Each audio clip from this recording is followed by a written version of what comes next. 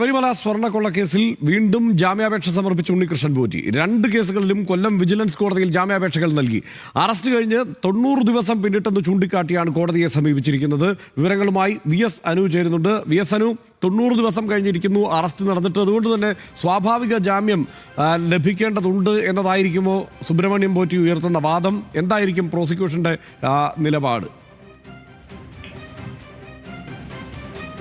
കേസുകളിലും ഒന്നാം പ്രതിയായിട്ടുള്ള ഉണ്ണികൃഷ്ണൻ പോറ്റി കൊല്ലം വിജിലൻസ് കോടതിയിൽ ജാമ്യാപേക്ഷ നൽകിയിരിക്കുന്നത്.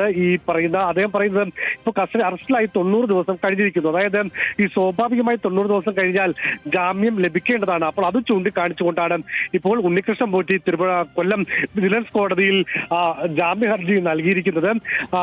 പക്ഷേ ഈ ജാമ്യ ഹർജിയും പ്രോസിക്യൂഷൻ എതിർക്കുമെന്നാണ് നമുക്ക് മനസ്സിലാക്കാൻ വേണ്ടി സാധിക്കുന്നത്. കാരണം പ്രധാനമായും 2 കാര്യങ്ങളാണ്. ഒന്ന്, ഈ കേസന്വേഷണം പൂർത്തിയായിട്ടില്ല.